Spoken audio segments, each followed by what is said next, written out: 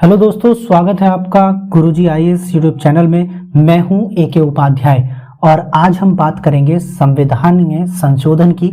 संविधान में संशोधन करने की प्रक्रिया क्या होती है, किस प्रकार से संविधान में संशोधन किया जाता है। आज हम इन सभी मुद्दों पर बात करेंगे, लेकिन उससे पहले हम जानने की कोशिश करते हैं कि संविधान क्या होता है, संविधान की क्या आवश्यकता महसूस होती है या क्या आवश्यकता थी जिसकी वजह से संविधान बनाया गया और उसमें समय समय पर संशोधन करने की आवश्यकता पड़ती है।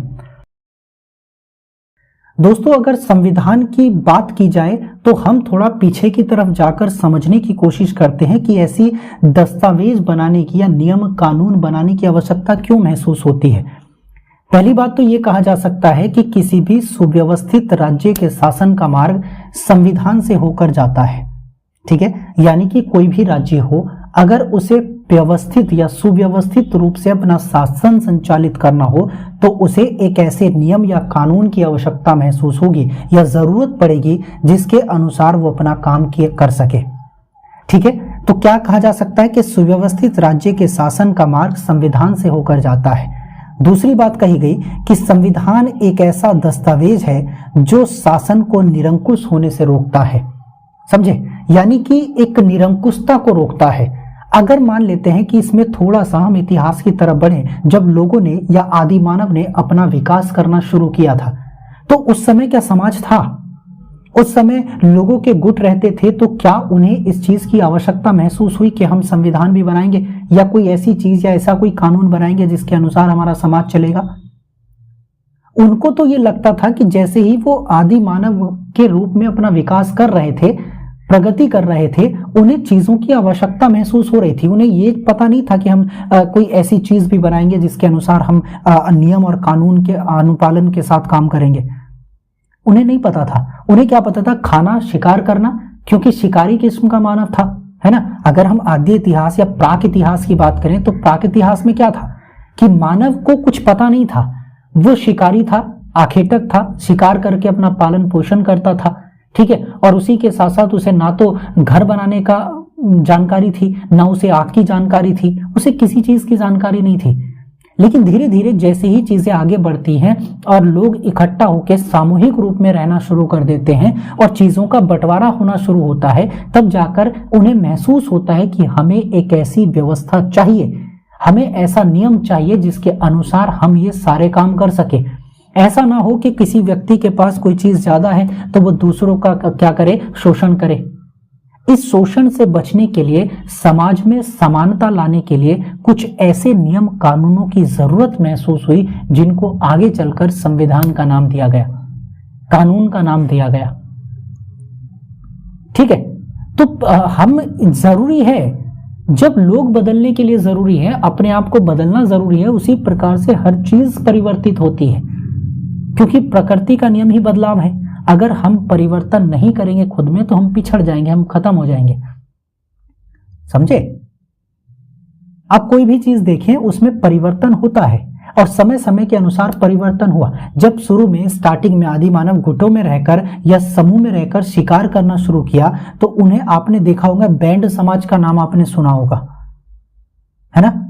उसका अस्तित्व आया, धीरे धीरे आगे चलकर और भी चीजें बढ़ी। आप हड़प्पा सभ्यता की बात करें, हड़प्पा सभ्यता में देखें तो वो कितनी विकसित व्यवस्था थी। क्या वहां पर नियम कानून नहीं थे? लोग अगर जहां पर भी एक साथ गुट में रहेंगे वहां ऐसे नियम कानूनों की आवश्यकता पड़ेगी ताकि उनके द्वारा किसी दूसरे का हनन ना हो सके, दूसरों के अधिकारों का हनन ना हो सके, किसी दूसरे व्यक्ति का शोषण ना हो सके। और इसके लिए हमें कुछ ना कुछ एक व्यवस्था तो चाहिए और वही व्यवस्था कानून या नियम कहलाती है। आप कहीं भी कुछ भी करें, ऐसा नहीं है कि आपके घरों में नियम नहीं होते हैं, आपके घरों के कानून नहीं होते हैं। आप समाज को तो छोड़िए, आप सरकार को छोड़िए, आप देश को छोड़िए, आप अपने घर की बात करिए। क्या घर में ऐसी चीजें हैं? घर में होता है नियम कानून? बिल्कुल होता है। अगर आपको ये कह दिया गया कि आप रात को 10 बजे के बाद घर से बाहर नहीं निकलेंगे तो मतलब नियम है, नहीं निकलेंगे, है ना। इसी तरीके की कुछ व्यवस्थाएं समाज के द्वारा की गई जिनको आगे चलकर हम संविधान के नाम से जानते हैं और आज भी हम इन व्यवस्थाओं को देखते हैं। ठीक है, परिवर्तन प्रकृति का नियम है। जैसे हमने अभी महसूस किया कि अगर हम परिवर्तित नहीं होंगे तो हम खत्म हो जाएंगे। क्या अगर व्यक्ति अपने आप को परिवर्तित नहीं करता, क्या आदि मानव जो थे अगर वो नई नई चीजों का मतलब एक्सपेरिमेंट नहीं करते और नई नई चीजों का आविष्कार नहीं करते, तो क्या आज हम जहां पर हैं वहां होते? नहीं होते। तो बदलना तो प्रकृति का नियम है, चाहे वो सजीव चीज हो या फिर निर्जीव हो, हर चीज बदलती है, खत्म भी होती है ना। जिस तरह समय के साथ साथ राजनीतिक समाज में परिवर्तन होता है, उसी प्रकार विधियों और संविधान में परिवर्तन आवश्यक होता है। लोग बदलते हैं, समाज बदलता है, परिस्थितियां बदलती हैं, विचारधाराएं बदलती हैं लोगों की। और जिस धारा के लोग 1947 में थे या 1949-50 में थे, जिस समय हमारा संविधान बनकर तैयार और लागू हुआ था, तो क्या वो सभी सिचुएशन या उस विचारधारा के लोग आज भी हैं, या उनमें बदलाव आया होगा? बदलाव आया होगा, सिचुएशन के अकॉर्डिंग खुद को बदला जाएगा। भाई आप अगर ऐसे बात करें, गर्मियों में आप गर्म कपड़े नहीं पहनते, क्यों नहीं पहनते? क्योंकि आपको पता है कि आपको उन चीजों की आवश्यकता नहीं है, आपको जरूरत नहीं है। लेकिन जैसे ही सर्दी आती है तो आप गर्म कपड़े पहनने, जैकेट वगैरह पहनना, स्वेटर पहनना शुरू कर देते हैं। क्यों? क्योंकि आपके शरीर को आवश्यकता है उस चीज की। तो जलवायु बदली, माहौल बदला, तो आप उसके अकॉर्डिंग आपकी प्रतिक्रियाएं भी बदलेंगी। उसी तरीके से समय के अनुसार जैसे जैसे बदलाव होता रहता है, समाज बदलता रहता है, लोगों की विचारधाराएं बदलती रहती हैं, सिचुएशंस बदलती रहती हैं, उसी हिसाब से उन नियमों कानूनों में भी बदलाव करना आवश्यक होता है। अगर बदलाव नहीं करेंगे तो जो चीज 100 साल पहले थी वो आज नहीं है, और आज नहीं है तो जाहिर सी बात है कि उसे बदलना पड़ेगा। ठीक है, तो प्रकृति का नियम क्या है? बदलना ही प्रकृति का नियम है। ठीक है, जेनेलिक ने लिखा है कि संविधान के बिना कोई राज्य जीवित नहीं रह सकता। उन्होंने क्या कहा कि अगर संविधान नहीं है तो कोई राज्य जीवित नहीं रह सकता।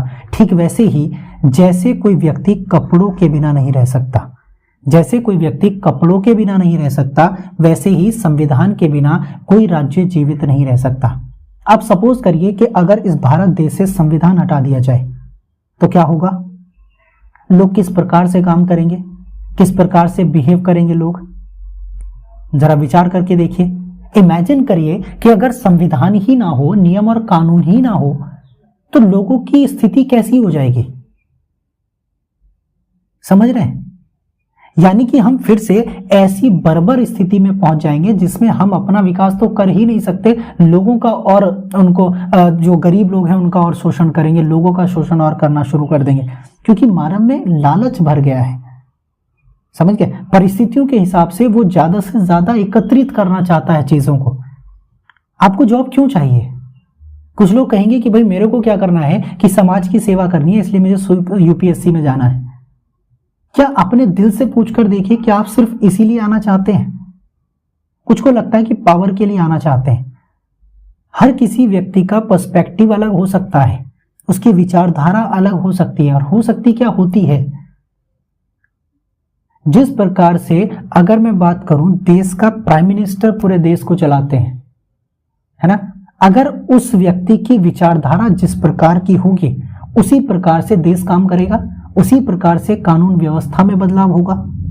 आपने देखा अभी कुछ समय पहले आईपीसी सीआरपीसी में बदलाव हुआ और इंडियन एविडेंस एक्ट में बदलाव हुआ है। इनके नाम बदल दिए गए हैं, कुछ परिस्थितियां बदल दी गई हैं। क्यों बदली गई है? आखिर क्या जरूरत थी इनको बदलने की? चर्चा में मुद्दा रहा है। समझे?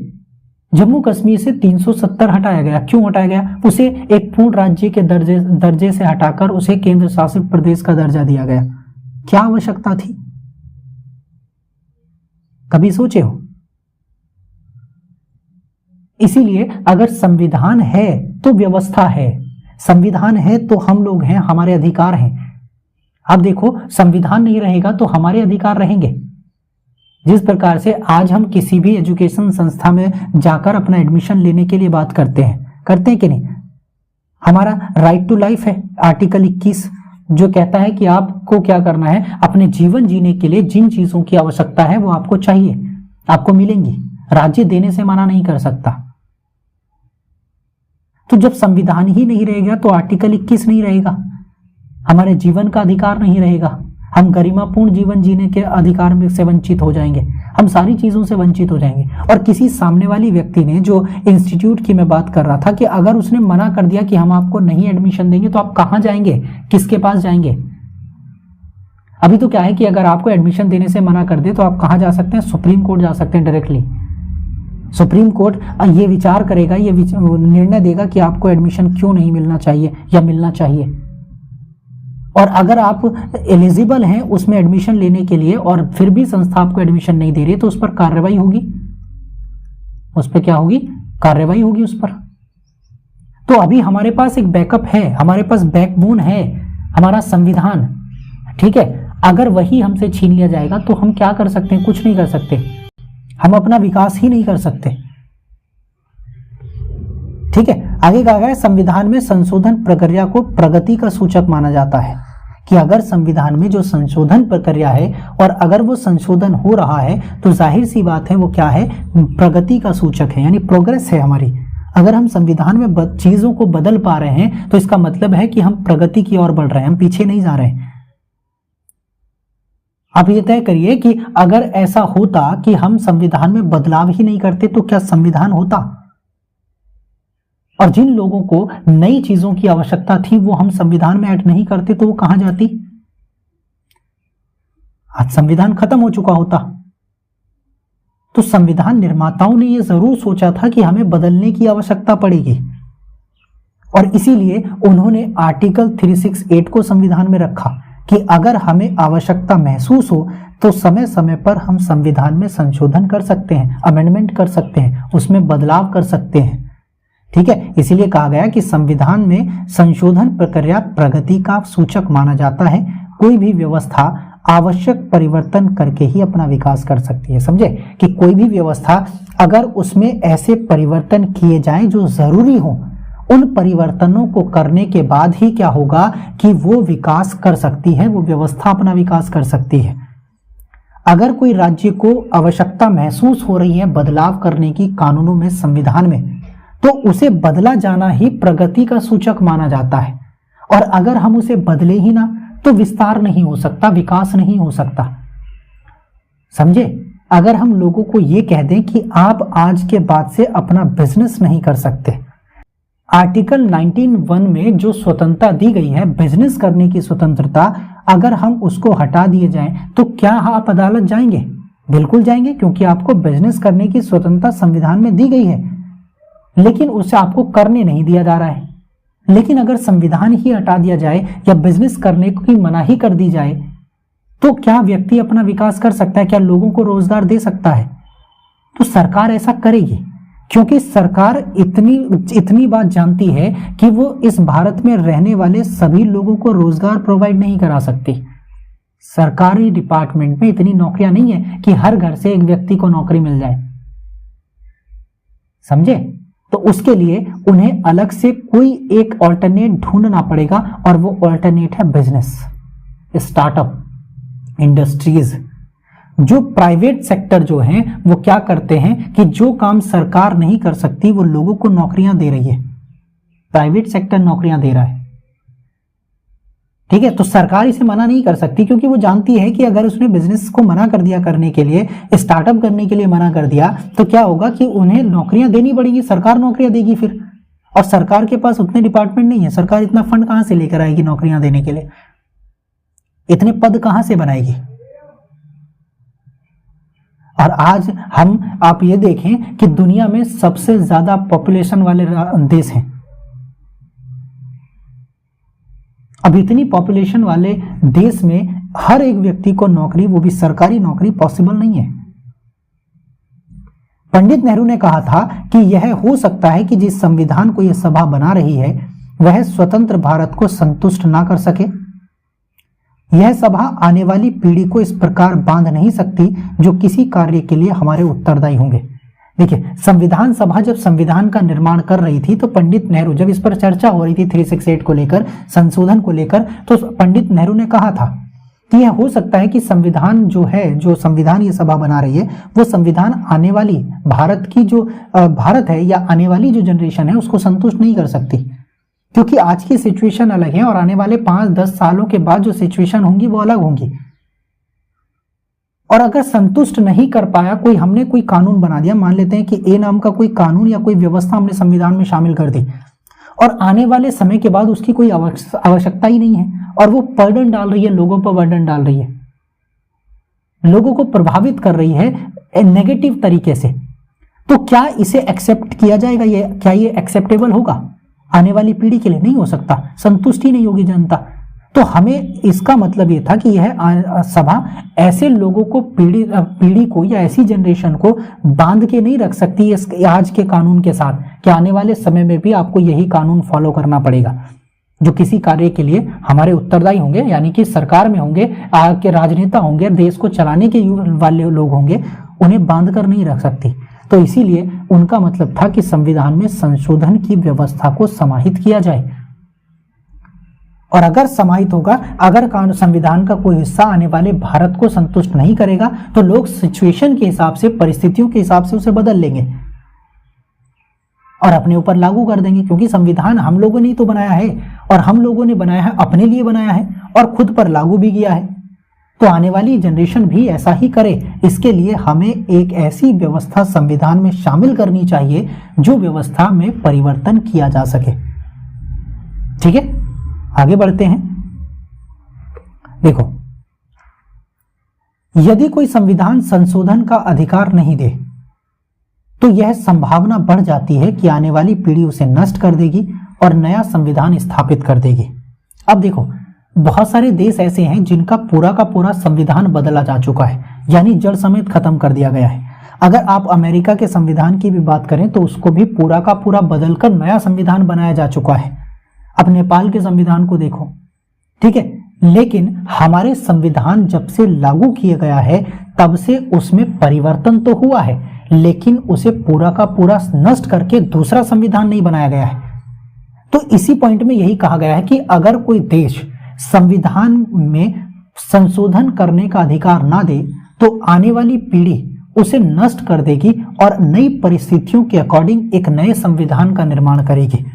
तो जरूरी है कि अगर हमारा संविधान बना है तो उसमें आर्टिकल 368 है, जो इस बात का सबूत है कि हमारा संविधान कभी पूरी तरीके से खत्म नहीं हो सकता। उसे में उसके कुछ प्रावधानों में परिवर्तन किया जा सकता है, लेकिन पूरा का पूरा उसे बदलकर नया संविधान उसकी जगह पर नहीं लाया जा सकता, क्योंकि हमारे संविधान निर्माताओं ने इस संभावना को भांपा था। ठीक है, इन परिस्थितियों की कि ऐसा हो सकता है, उसको भाप कर ही उसमें आर्टिकल 368 की व्यवस्था की थी कि भाई संशोधन जरूरी है, क्योंकि अंग्रेजों के टाइम में भी अलग अलग संशोधन, मैं कहूं क्या अलग अलग कानून हमारे लिए आए हैं। जब हम पर अंग्रेजों का या ब्रिटिश का शासन था तब उन्होंने भारतीयों के लिए अलग अलग कानून बनाए हैं, उनमें समय समय पर बदलाव भी किए हैं, तो उनसे हमने सीखा है। ठीक है, और उस तरीके से हमने जब देखे संविधान बन रहा था तो संविधान दुनिया के कई देशों को खंगालने के बाद बना है, मतलब छानने के बाद बना है। बहुत सारे देशों के संविधान को पढ़ा गया, उन संविधानों में कुछ ऐसी चीजों को ग्रहण किया गया और उन ग्रहण चीजों को अपने देश की परिस्थितियों के अकॉर्डिंग बदलकर संविधान में शामिल किया गया। हमने एज इट इज नहीं बदला। ठीक है, हमारा जो ये आर्टिकल 368 या संशोधन प्रक्रिया है अफ्रीका से ली गई है। ठीक है, लेकिन अफ्रीका की समान तो है, लेकिन एज इट इज उठाकर हमने अपने संविधान में नहीं रखा है, उसमें बदलाव किए गए हैं। अगर मैं ब्रिटेन की बात करूं तो ब्रिटेन में लचीला संविधान की व्यवस्था है, यानी संविधान को किसी को आराम से बदला जा सकता है। और मैं यूएसए की बात करूं, अमेरिका की, तो उसमें कठोर व्यवस्था है संविधान में संशोधन की।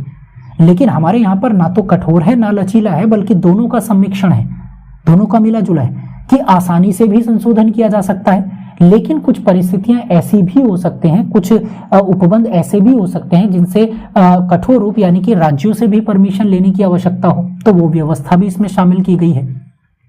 ठीक है, आगे कहा गया है कि भारतीय संविधान एक परिवर्तनशील दस्तावेज है, कि संविधान जो है वो एक परिवर्तनशील दस्तावेज है और इसमें समाहित संशोधन विशेषताएं इसे एक जीवंत दस्तावेज बनाती है। कि संविधान क्या है, एक परिवर्तनशील दस्तावेज है, यानी कि उसको किसी भी समय अकॉर्डिंग टू द सिचुएशन बदला जा सकता है, परिवर्तित किया जा सकता है। और इसमें जो आर्टिकल 368 शामिल किया गया है, यानी संशोधन प्रक्रिया जो शामिल की गई है, ये इसे एक जीवंत दस्तावेज बनाती है, यानी जीवित। अगर आप ये देखें, कोई व्यक्ति मर गया हो या कोई चीज मर गई हो तो उसमें बदलाव करने की आवश्यकता नहीं है, या है? बदलाव जो होता है वो जिंदा चीजों में हो सकता है। अगर मुझे खुद को बदलना है तो मैं मरने के बाद खुद को नहीं बदल सकता।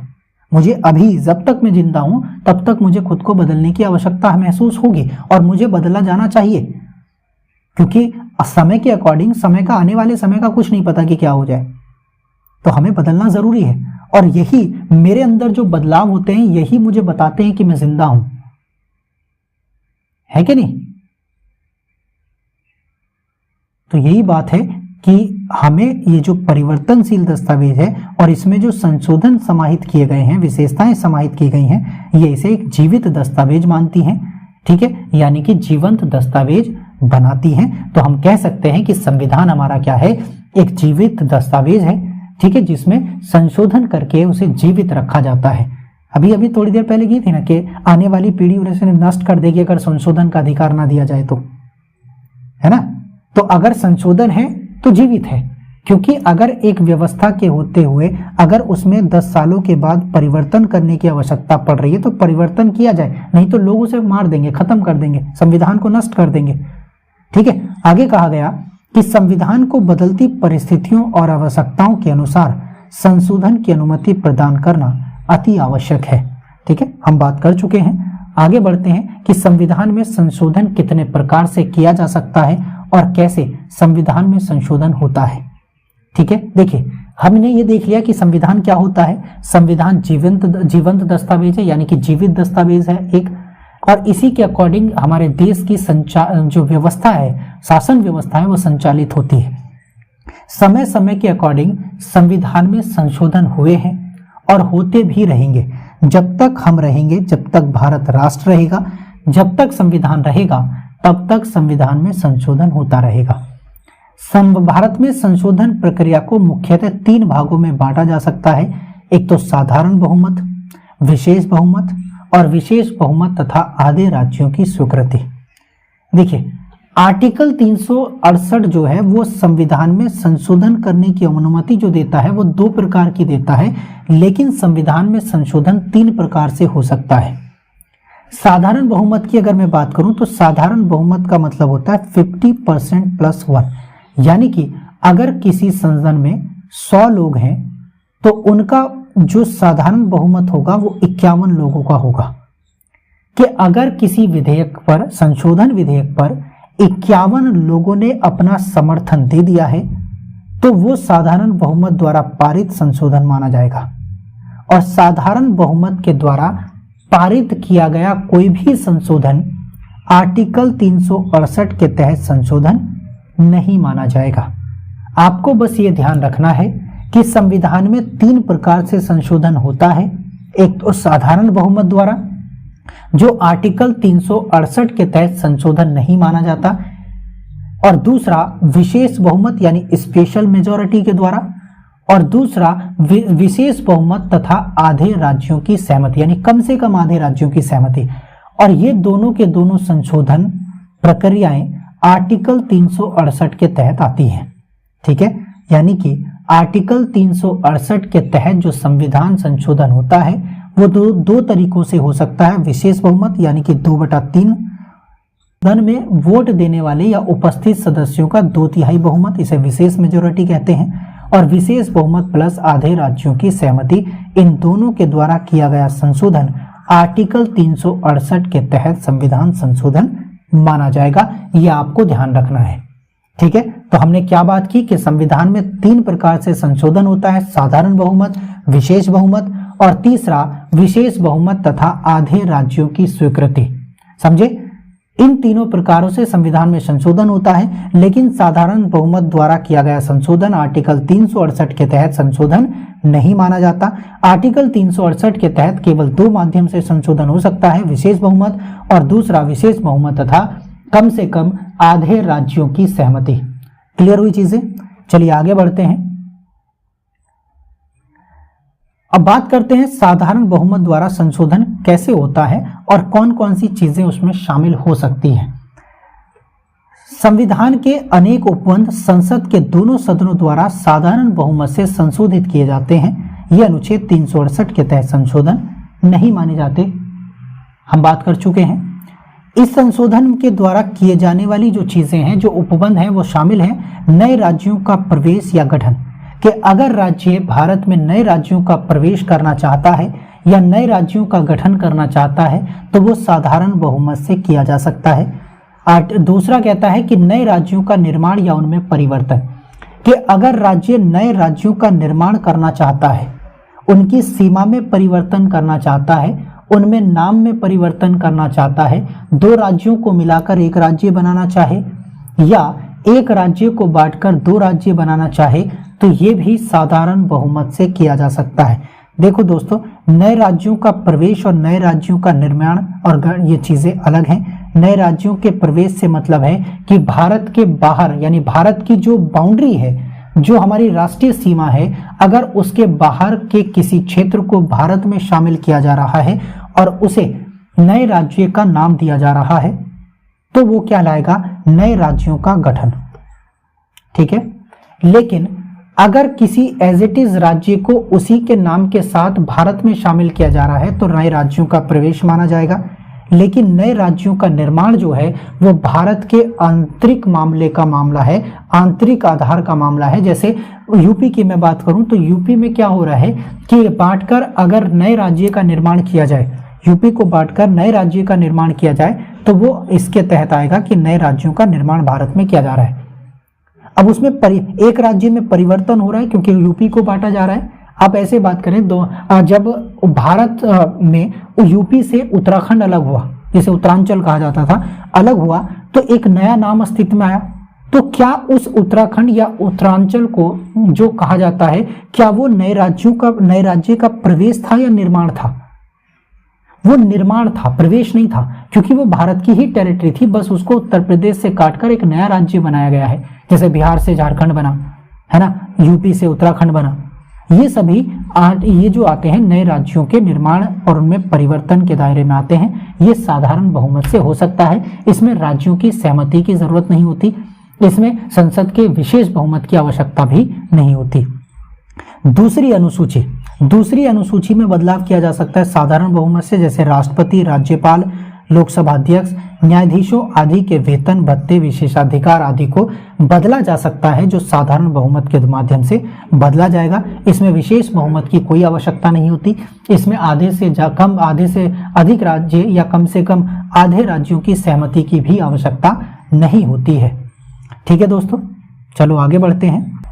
इसके अलावा राज्य विधान परिषद का निर्माण एवं उसकी समाप्ति, कि अगर कोई राज्य अपने यहाँ पर विधान परिषद का निर्माण करना चाहता है तो वो किया जा सकता है साधारण बहुमत से, और किसी समाप्ति भी करना चाहता है तो वो भी हो सकता है। दोस्तों, मेरा आपके लिए एक सवाल है। यहाँ पर सवाल ये है कि आपको मुझे ये बताना है कमेंट सेक्शन में कि लोकसभा, राज्यसभा, विधानसभा और विधान परिषद, इनमें से किसको समाप्त किया जा सकता है। आपको मुझे उत्तर बताना है कमेंट सेक्शन में कि लोकसभा, राज्यसभा, विधानसभा और विधान परिषद, इनमें से किस सदन को समाप्त किया जा सकता है। आप मुझे इसका उत्तर कमेंट बॉक्स में देंगे। ठीक है दोस्तों, मैं देखता हूं कि आप कितना पढ़ते हैं पॉलिटी को, कितना समझते हैं।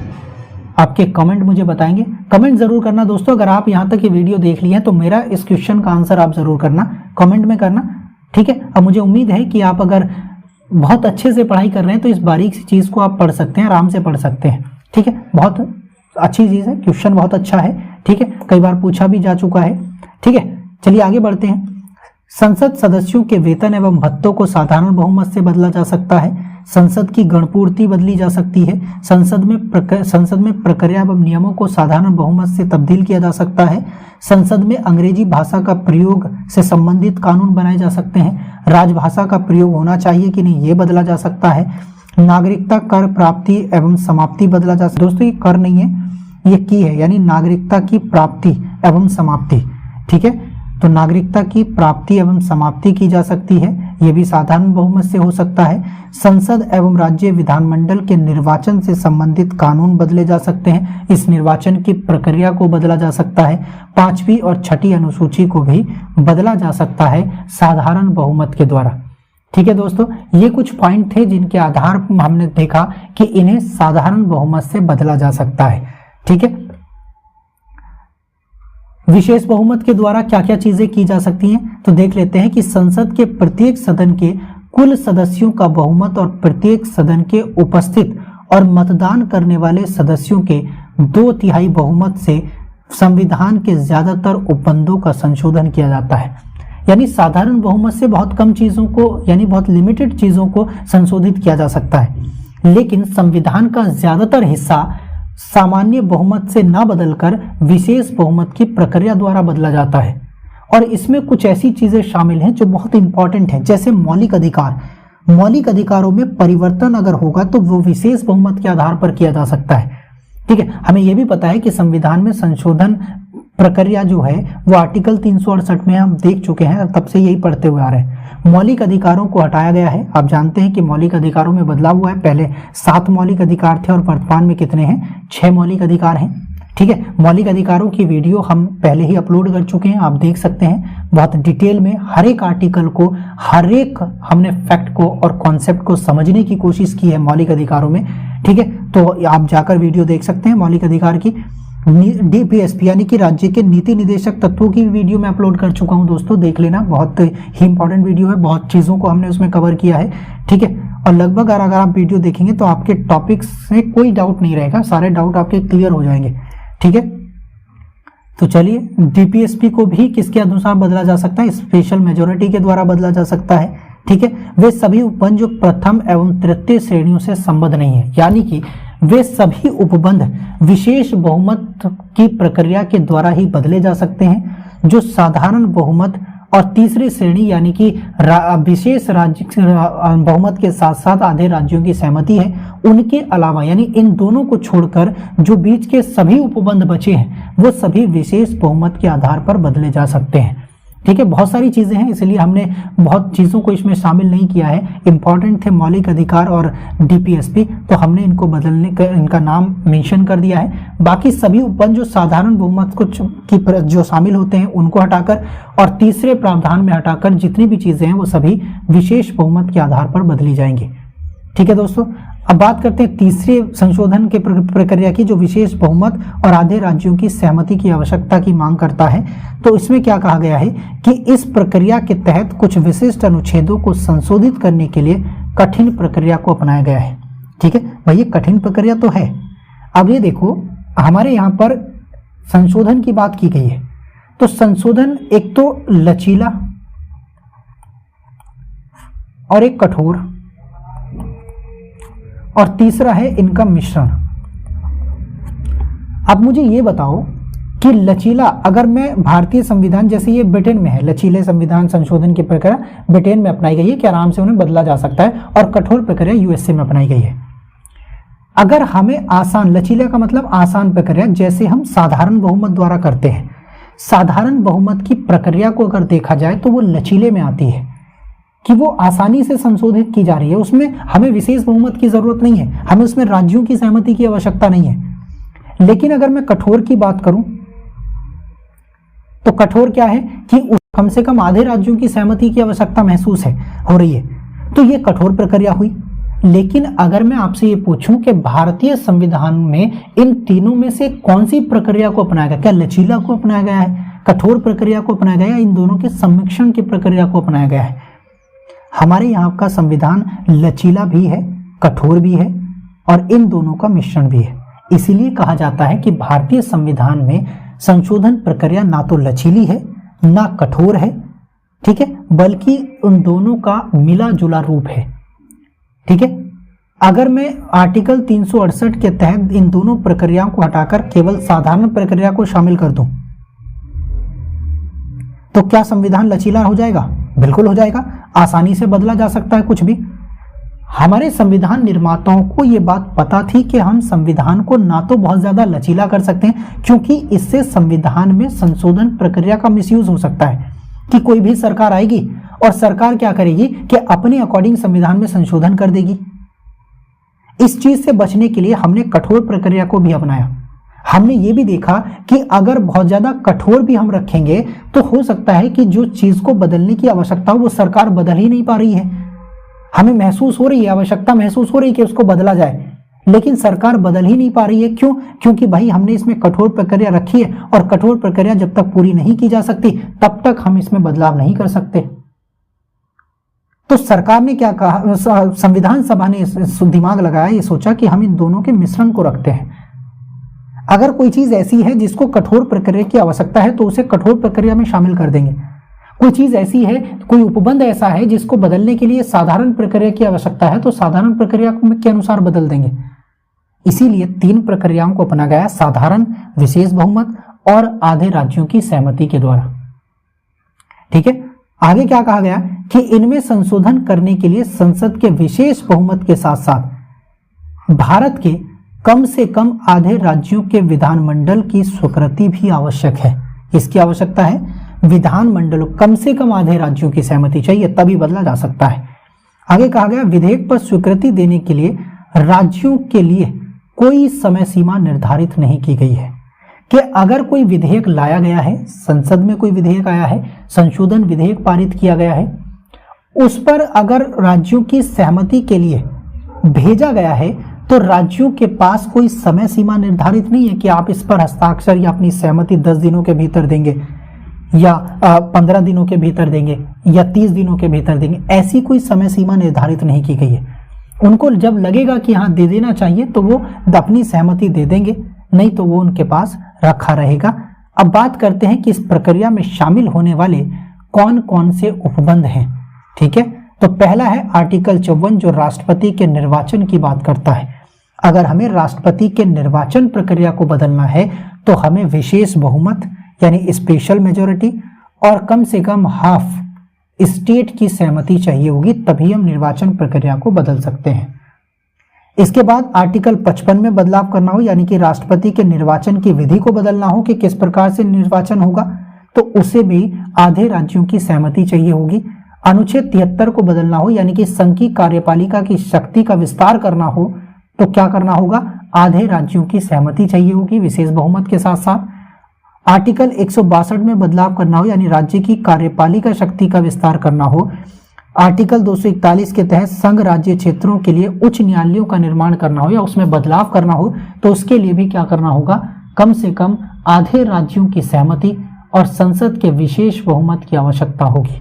ठीक है, संघीय न्यायपालिका को बदलना हो या उसमें कुछ बदलाव करना हो, संशोधन करना हो, तो भी ये प्रक्रिया अपनाई जाएगी। राज्यों के लिए उच्च न्यायालय को में बदलना हो तो भी ये प्रक्रिया अपनाई जाएगी।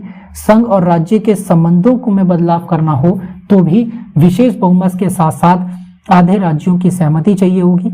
अनुच्छेद 368 में भी खुद बदलाव करना हो तो भी हमें आधे राज्यों की सहमति चाहिए होगी। 7वीं अनुसूची भी इसी दायरे के अंदर आती है। देखो इंपॉर्टेंट है 368।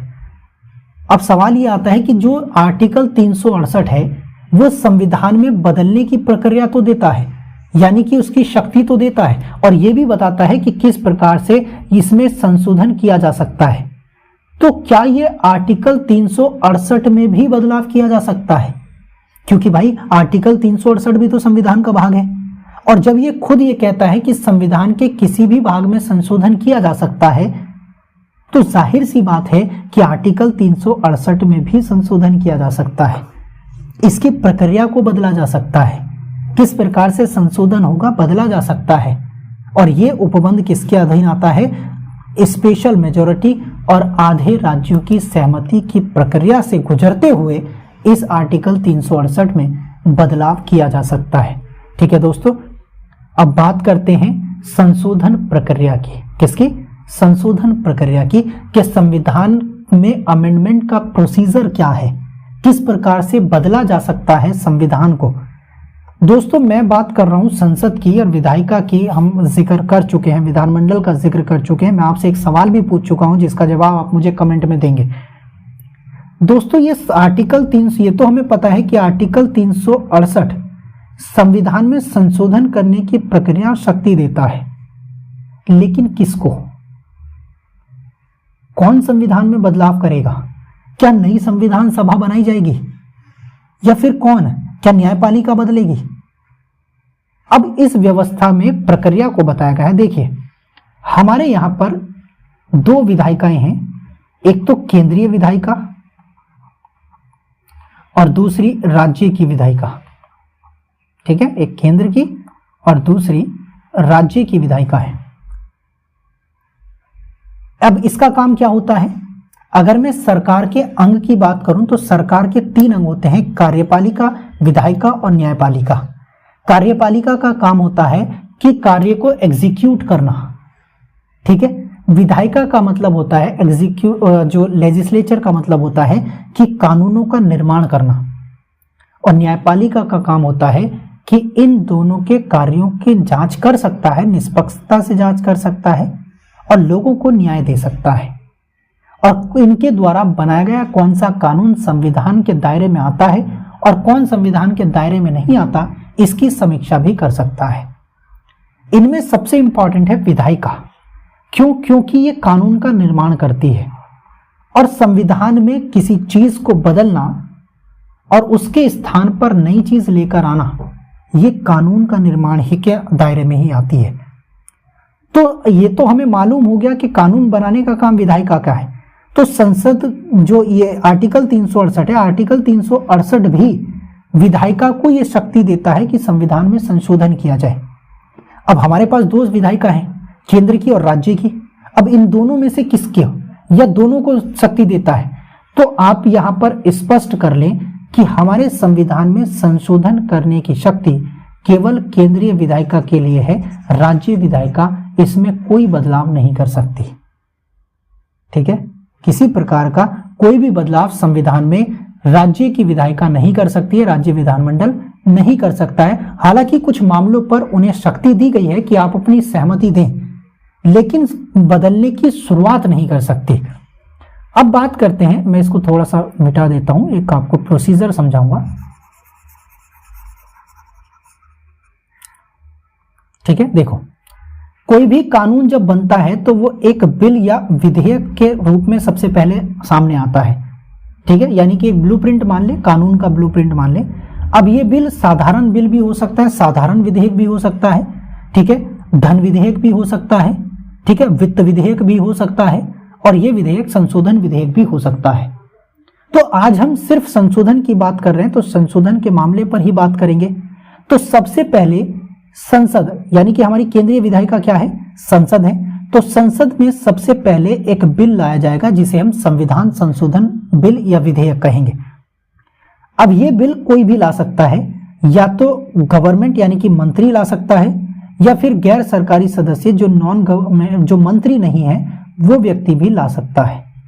ठीक है, यानी कि मिनिस्टर भी ला सकता है, और जो मिनिस्टर नहीं है वो भी ला सकता है। तो आपको समझने वाली बात यह है कि अगर आपसे सवाल ये पूछा जाता है कि इस बिल को कौन ला सकता है, और ऑप्शन में हो सरकारी व्यक्ति या गैर सरकारी व्यक्ति या दोनों, तो आप उत्तर चुनेंगे दोनों का। क्यों? क्योंकि इसको सरकारी व्यक्ति भी ला सकता है। सरकारी व्यक्ति का मतलब है जो मंत्री है, जो मंत्री पद पर बैठा हुआ है। ठीक है, अब देखो संसद में जितने भी लोग हैं सब तो मंत्री नहीं होते, है ना। अब सब मंत्री नहीं होते तो इसका मतलब जो वो है, जो व्यक्ति मंत्री नहीं है वो गैर सरकारी सदस्य है, वो सरकार का सदस्य नहीं है। तो दोनों को ये अधिकार है कि वो संसद में बिल लेकर आए। ठीक है, अब बिल कहां पर लाया जाएगा? अब संसद में 2 सदन है, एक तो लोकसभा या राज्यसभा। ये विधेयक या तो लोकसभा में लाया जाएगा या फिर राज्यसभा में लाया जाएगा। अब इन दोनों से इनमें से पारित होने के बाद ये अगले सदन में जाएगा। अगर इस विधेयक को लाने की शुरुआत लोकसभा में हुई है तो दूसरा सदन इसका राज्यसभा होगा। पहला सदन अगर राज्यसभा था तो इसका दूसरा सदन लोकसभा होगा। अब यहां से अलग अलग पारित होने के बाद यह राष्ट्रपति के पास जाता है। किसके पास जाता है? राष्ट्रपति के पास जाएगा, और राष्ट्रपति इस पर अपनी सहमति अगर दे देते हैं तो सहमति देने के बाद ये विधेयक जो है, ये बिल जो है, ये क्या बन जाएगा? कानून बन जाएगा, या फिर एक्ट या अधिनियम बन जाएगा। ठीक है, ये प्रोसीजर होता है किसी भी कानून के बनने का कि सबसे पहले कोई बिल आएगा, बिल या तो लोकसभा या राज्यसभा में जाएगा, ठीक है, और वहां इन दोनों सदनों से अलग अलग पारित होने के बाद ये राष्ट्रपति के पास जाता है और राष्ट्रपति इस पर अपनी सहमति देते हैं, तो ये बिल कानून बन जाता है, एक्ट बन जाता है। ठीक है, तो हमने क्या देखा कि इसे जो संशोधन विधेयक होगा वो गैर सरकारी सदस्य और सरकारी सदस्य दोनों ला सकते हैं। ये लोकसभा या राज्यसभा दोनों में शुरू किया जा सकता है, ठीक है, और यहाँ से अलग अलग पारित होने में ये ध्यान रखना है कि लोकसभा से इसको अलग पारित होना है और राज्यसभा से इसको अलग पारित होना है। ठीक है, इस बात का ध्यान रखना है। आर्टिकल 368 में संशोधन प्रक्रिया का वर्णन किया गया है कि किस प्रकार से संशोधन किया जा सकता है। इस प्रक्रिया का वर्णन किसमें है? आर्टिकल 368 में है। ठीक है, विधेयक संसद के किसी भी सदन में प्रस्तुत किया जा सकता है कि जो भी कोई विधेयक है उस विधेयक को संसद के किसी भी सदन में प्रस्तुत किया जा सकता है, वो किसी भी सदन में लाया जा सकता है। लोकसभा, राज्यसभा में हम बात कर चुके हैं। ठीक है, विधेयक को किसी मंत्री या गैर सरकारी सदस्य द्वारा पुनर्स्थापित किया जा सकता है, यानी कि लाया जा सकता है, ये बात भी हम कर चुके हैं। इसके लिए राष्ट्रपति की पूर्व स्वीकृति की आवश्यकता नहीं होती। ये बात ध्यान देने वाली है कि भाई जैसे धन विधेयक है कि अगर धन विधेयक राष्ट्रपति की पूर्व अनुमति से ही पेश किया जा सकता है ना। सबसे पहले बिल को लाने से पहले राष्ट्रपति की सहमति लेनी होगी, तब जाकर राष्ट्रपति की सहमति के बाद उस विधेयक को लाया जा सकता है। लेकिन संशोधन विधेयक के मामले में ऐसी व्यवस्था नहीं है कि राष्ट्रपति से पहले पूछने की जरूरत नहीं कि हम संविधान में बदलाव करना चाहते हैं, क्या हम इस बिल को लेकर आए कि ना लेकर आए। इसकी आवश्यकता नहीं है। राष्ट्रपति को बाद में बताया जाएगा, जब उनके पास इन दोनों सदनों से पारित होने के बाद से विधेयक जाएगा तब ये राष्ट्रपति के पास पहुंचेगा और राष्ट्रपति तय करेंगे कि साइन करने हैं। ठीक है, तो राष्ट्रपति साइन करेंगे तो संशोधन पारित हो जाएगा। आगे बढ़ते हैं। विधेयक को दोनों सदनों के से विशेष बहुमत से पारित कराना अनिवार्य होगा। हम बात कर चुके हैं कि अलग अलग पारित कराना होगा। ठीक है दोस्तों,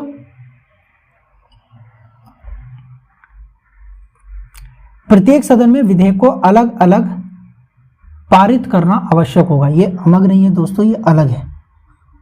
ठीक है, प्रत्येक सदन में विधेयक को अलग अलग पारित कराना होगा, तभी जाकर ये राष्ट्रपति के पास पहुंच सकता है।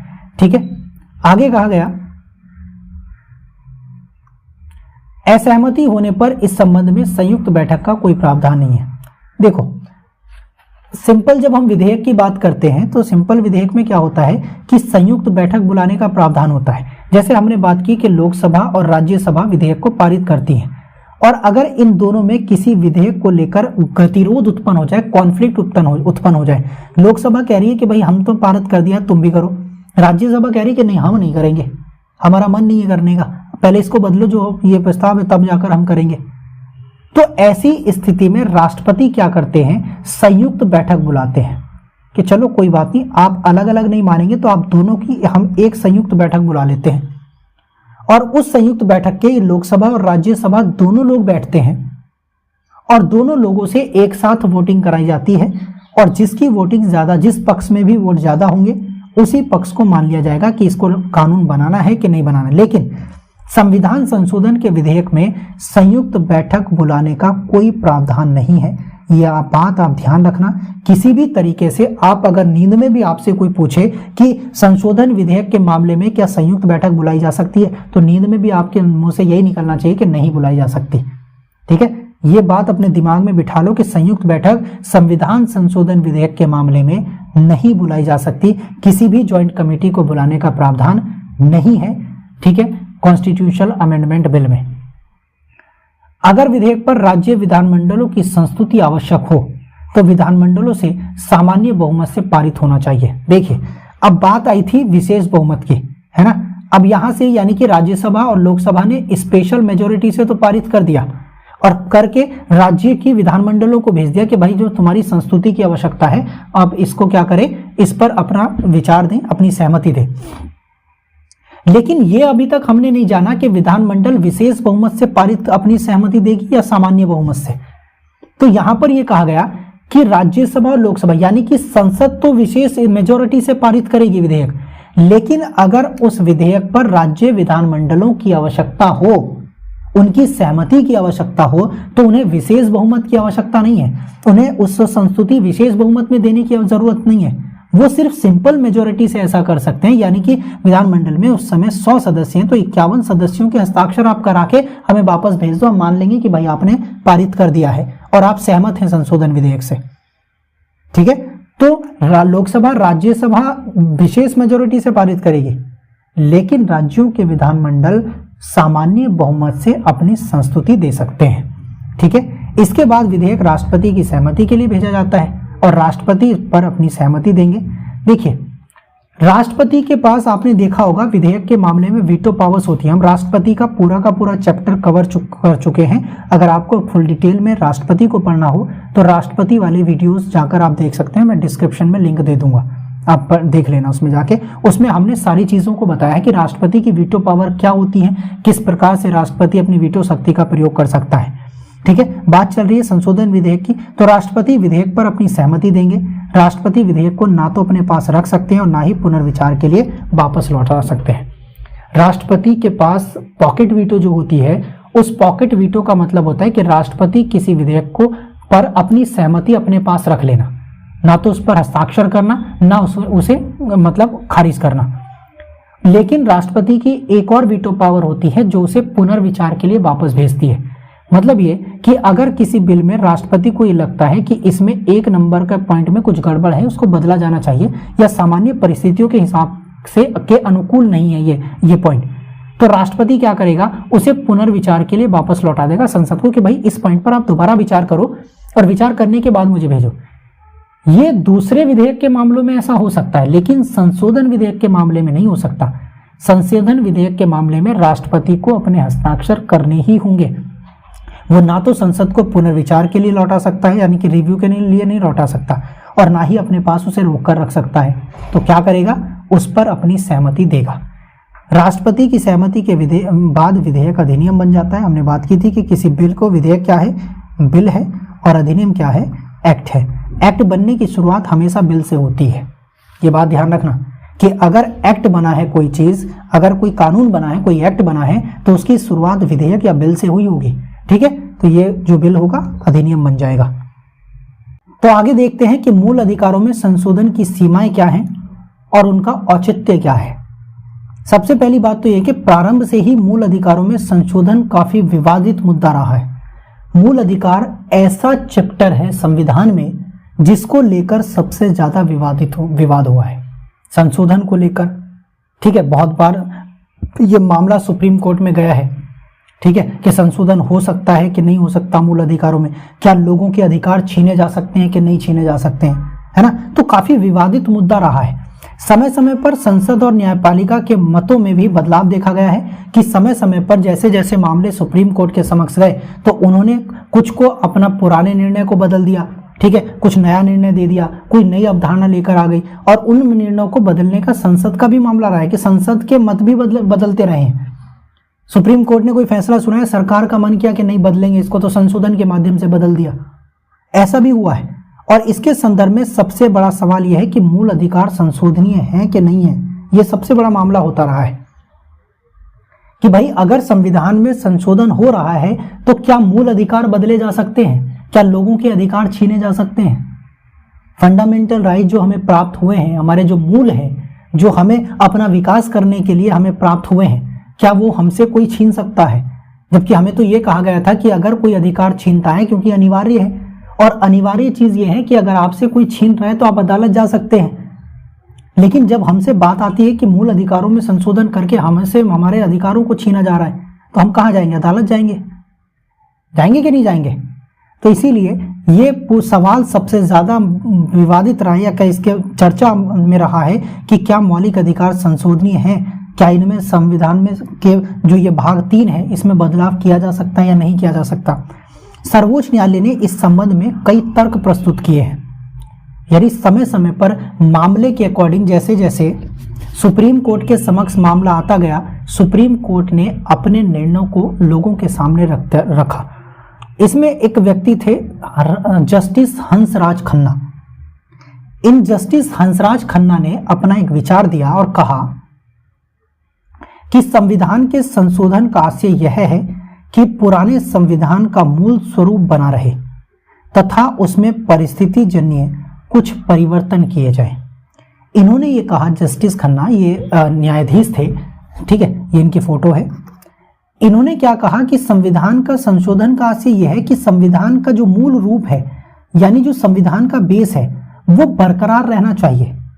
बाकी परिस्थितियों के हिसाब से तुम कुछ उपबंधों को बदल दो, इसमें कोई बड़ी समस्या नहीं है, और बदलाव प्रकृति का नियम है, तो हमें बदलना जरूरी है। लेकिन इसका मतलब ये नहीं है कि आप पूरे के पूरे संविधान का जो मूल स्वरूप है उसी को बदल दें, उसको आप नहीं बदलें, क्योंकि संविधान निर्माताओं ने जिस मूल स्वरूप की अवधारणा को लेकर आए थे, उन्होंने बनाया था संविधान, हम उसको पूरा का पूरा नहीं बदल सकते, क्योंकि संविधान इसके लेवल का बना हुआ है। सबसे लंबा लिखित संविधान है दुनिया का, हमारा भारत का जो संविधान है वो दुनिया का सबसे लंबा लिखित संविधान है, रिटर्न कॉन्स्टिट्यूशन है, उसको बदला नहीं जाना चाहिए। लेकिन परिस्थितियों के हिसाब से उसमें परिवर्तन आप कर सकते हैं।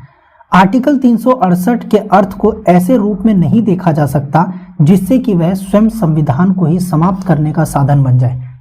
इन्होंने बहुत अच्छी बात कही है कि संविधान का मूल स्वरूप नहीं बदला जाना चाहिए, बल्कि परिस्थिति जन्य कुछ परिवर्तन हो जाने चाहिए, सिचुएशन के अकॉर्डिंग, परिस्थितियों के अकॉर्डिंग कुछ बदलाव हो जाने चाहिए। और आर्टिकल 368 को इस रूप में भी नहीं लेना चाहिए कि वो संविधान को समाप्त करने का साधन बन जाए, कि हम आर्टिकल 368 का हवाला देकर संविधान को ही समाप्त कर दें और उसके स्थान पर एक नया संविधान लेकर आ जाए और कहें कि नहीं, हमें तो संविधान में अधिकार था 368 के तहत संविधान में बदलना, इसलिए हमने बदल दिया। ठीक है, तो इनका ये जो विचार है वो बहुत ही सराहनीय है। इन्होंने जो भी कहा बहुत अच्छे, बहुत समझ कर कहा, क्योंकि वो जानते थे कि ऐसा होगा और इन चीज़ों के आधार पर हमें परिस्थितियों के अकॉर्डिंग बदलना जाना चाहिए, बल्कि संविधान को पूर्ण रूप से नहीं बदलना चाहिए। ठीक है, आगे सुप्रीम कोर्ट के सामने एक मामला जाता है, चंपकम दोराईराजन वर्सेस मद्रास राज्य। ये बहुत ही चर्चित मामला है और इसको हम पढ़ भी रहे हैं। अगर मैं चंपकम दोराईराजन की बात करूं तो ये एक ब्राह्मण लड़की थी। इनका मामला ये था कि ये मद्रास के रहने वाली एक ब्राह्मण परिवार से लेकर लड़की थी, चंपकम दोराईराजन। इन्होंने अपनी पढ़ाई बहुत बेहतर तरीके से की और बहुत अच्छे से पढ़ने के बाद बहुत अच्छे नंबर प्राप्त किए इन्होंने। लेकिन फिर भी आरक्षण के चलते इन्हें मेडिकल कॉलेज में प्रवेश नहीं मिला, क्योंकि ये ब्राह्मण थी और इन्हें रिजर्वेशन प्राप्त था नहीं, और इनकी सीट किसी ऐसे व्यक्ति को दे दी गई जो क्या थे, रिजर्वेशन में आते थे या आरक्षण के अंतर्गत आते थे। तो इसीलिए जब इनको सीट नहीं मिली तो 1951 में इन्होंने सुप्रीम कोर्ट में एक याचिका दायर कर दी। अब देखिए, मौलिक अधिकार का हनन था, प्रवेश को लेकर प्रवेश नहीं दिया गया, जबकि पढ़ना, शिक्षा प्राप्त करना हम सबका मौलिक अधिकार है। तो इसने 51 में क्या किया, सुप्रीम कोर्ट में एक याचिका दायर की कि भाई मुझे ऐसे ऐसे एक एडमिशन नहीं मिला है, तब कि मेरे पर्याप्त मार्क्स हैं।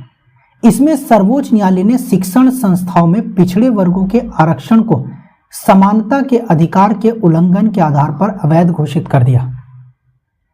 इन्होंने कहा, सुप्रीम कोर्ट ने कहा कि अगर जो ये शिक्षण संस्थाएं हैं ये पिछड़े वर्गों को आरक्षण दे रही हैं और ये कह रही हैं कि हम पिछड़े वर्गों को समानता के अधिकार में लेकर आना चाहते हैं, तो सुप्रीम कोर्ट ने कहा कि पिछड़े वर्गों को दिए जाने वाला आरक्षण समता के अधिकार के उल्लंघन के आधार पर अवैध घोषित है, कि ये समता का या समानता का उल्लंघन करता है। आर्टिकल 14, 15 जो ये समानता की बात करते हैं, ठीक है, तो समानता के अधिकार का उल्लंघन है कि भाई आपने, जैसे ये महिला है, ये चंपकम दोराईराजन थी, इनके पास पर्याप्त मार्क्स थे एडमिशन लेने के लिए मेडिकल कॉलेज में, लेकिन फिर भी आरक्षण के आधार पर इन्हें समानता का व्यवहार इनके साथ किया ही नहीं गया। आप आरक्षण में आए किसी व्यक्ति को उनकी सीट दे रहे हैं, तो ये तो समानता के अधिकार का उल्लंघन है, और सुप्रीम कोर्ट ने इसे अवैध घोषित कर दिया कि यह समानता के अधिकार का उल्लंघन है और इसीलिए पिछड़े वर्गों के आरक्षण को अवैध घोषित किया जाता है।